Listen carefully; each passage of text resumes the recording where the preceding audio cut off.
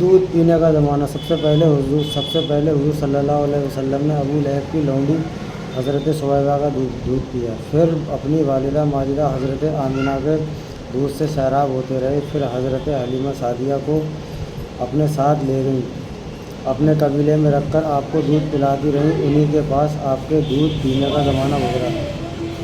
عرب کے بڑے بڑے لوگوں کی عادت تھی کہ وہ اپنے بچوں کو دودھ پلانے کے لیے قریب ایک دیہاتوں میں بھیج دیتے تھے۔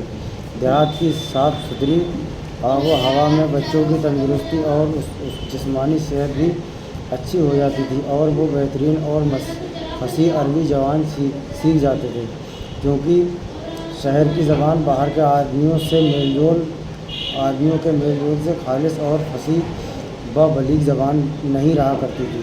حضرت حلیمہ رضی اللہ عنہا کا بیان ہے کہ میں بنی سعد کی عورتوں کے ہمراہ دودھ پینے والے بچوں کی تلاش میں مکہ کو چلی۔ اس سال عرب میں بہت سخت کال پڑا ہوا تھا، میری گود میں ایک بچہ تھا، مگر بھوک کی وجہ سے میری چھاتیوں میں اتنا دودھ نہیں تھا جو اس کو کافی ہو سکے۔ رات بھر وہ بچہ بھوک سے تڑپتا اور روتا بلبلاتا رہتا تھا۔ ہم اس کی دلجوئی اور دلداری کے لیے تمام رات بیٹھ کر گزارتے تھے۔ ایک اونٹنی بھی تھی ہمارے پاس، مگر اس کے بھی دودھ نہ تھا۔ مکہ مکرمہ کے سفر میں جس خچر پر میں سوار تھی وہ بھی کافی کمزور تھا، قافلہ والوں کے ساتھ نہ چل سکتا تھا، میرے سفر کے ساتھ بھی اس سے تنگ آ چکے تھے۔ بڑی بڑی مشکلوں سے یہ سفر طے ہوا۔ جب یہ قافلہ مکہ مکرمہ پہنچا تو جو عورتیں رسول اللہ صلی اللہ علیہ وسلم کو دیکھتی اور یہ سنتی کہ یہ یتیم ہے تو کوئی عورت آپ کو لینے کے لیے تیار نہیں ہوتی تھی، کیونکہ بچے کا یتیم ہونے کے سبب سے زیادہ انعام و اکرام ملنے کی امید نہیں تھی۔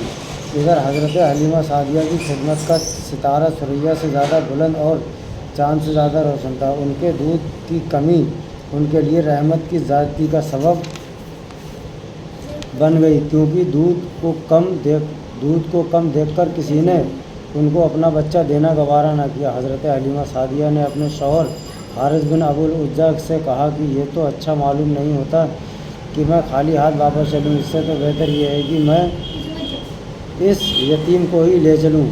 شوہر نے اس کو منظور کر لیا۔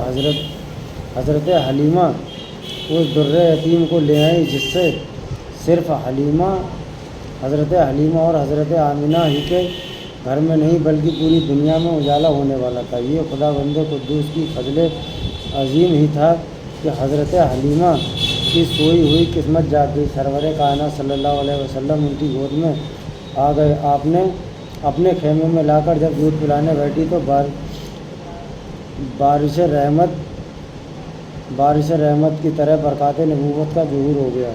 خدا کی شان دیکھیے کہ حضرت حلیمہ کے مبارک پستان چھاتی میں اس قدر دودھ اترا کہ رحمت عالم نے بھی اور ان کے رضائی بھائی نے بھی خوب پیٹ بھر کر دودھ پیا۔